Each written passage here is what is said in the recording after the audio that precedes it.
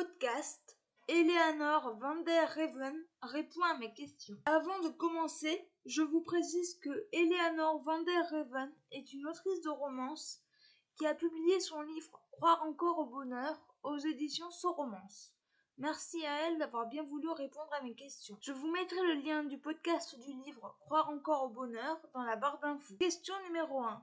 D'où vous vient l'envie d'écrire? Comment avez-vous commencé? Très jeune, j'adorais les livres. J'aimais l'odeur d'imprimerie qui s'en dégageait. Le texte parfaitement calibré me fascinait. J'imaginais leur contenu plein de savoir et de mystère. En primaire, je n'étais pas une bonne élève, mais c'est toujours moi qui passais au tableau pour avoir rédigé la meilleure rédaction. J'adorais l'univers de Marcel Pagnol et de Taille de Monnier. Plus tard, à l'adolescence, j'ai découvert des écrivaines américaines comme Colleen McCullen, Rosemary Rogers, Kathleen Wood-Weiss. Je rêvais secrètement de faire partie de ces auteurs romantiques dont les récits me transportaient. Ce rêve ne m'a jamais quitté. J'ai noirci des cahiers entiers d'histoires, tout en me disant que c'est en écrivant beaucoup que j'atteindrai un jour la maturité nécessaire pour devenir auteur. Question numéro 2. Comment construisez-vous vos personnages? Elle répond: je construis mes personnages à partir d'une vague idée de scénario. Au fil des pages, les personnalités se peaufinent jusqu'à ne plus rien avoir avec ce que j'imaginais au départ. Question numéro 3. Quelles sont vos sources d'inspiration? Elle répond: je m'inspire d'expériences vécues, de confidences qui m'ont été rapportées. J'ai longtemps travaillé dans le secteur social où l'écoute est la première des thérapies. J'ai toujours pensé que l'existence même est un livre ouvert, unique à chacun. J'aime parler de faits de société, plus ou moins graves, gardant tout de même une large place à l'amour, la tendresse et l'ouverture d'esprit.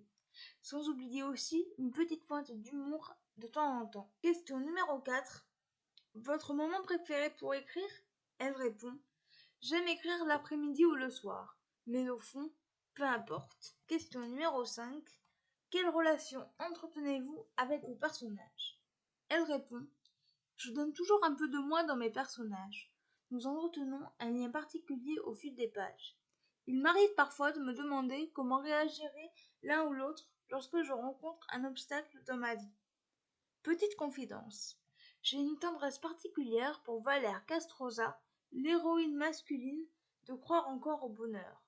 Il porte le prénom de quelqu'un que j'ai connu et apprécié, tout en étant aussi borné et mystérieux que l'auteur qui l'a créé. Question numéro 6. Avez-vous déjà écrit un livre avec un autre auteur? Aimeriez-vous essayer? Elle répond: non, je n'ai pas eu encore cette opportunité. J'aimerais beaucoup. Question numéro 7. Avez-vous des projets d'écriture en ce moment?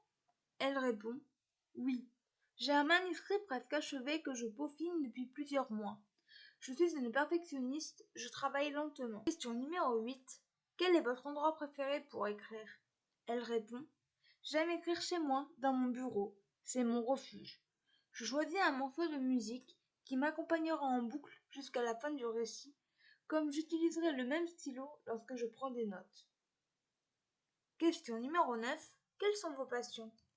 Je suis une passionnée d'art, dont la Renaissance italienne, connue de l'histoire comme de l'histoire des civilisations anciennes, de sciences et de parapsychologie. Question numéro 10. Votre signe astrologique? Elle répond: je suis Capricorne, ascendant Balance. Question numéro 11. Si vous étiez une capitale mondiale, quelle serait-elle? Elle répond: je serais la capitale de la France, pour toutes les merveilles architecturales et culturelles qu'elle abrite. Question numéro 12. Votre plat préféré?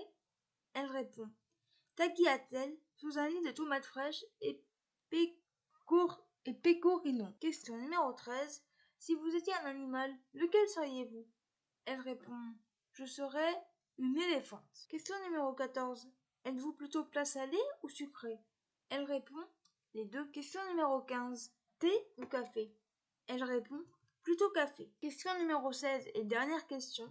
Que préférez-vous écrire? Les personnages? Les lieux?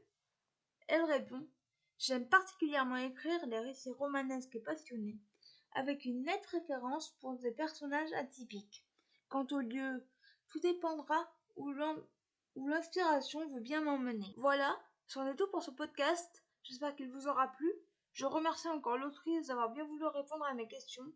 Et je vous retrouve très bientôt pour un nouveau podcast. Ciao!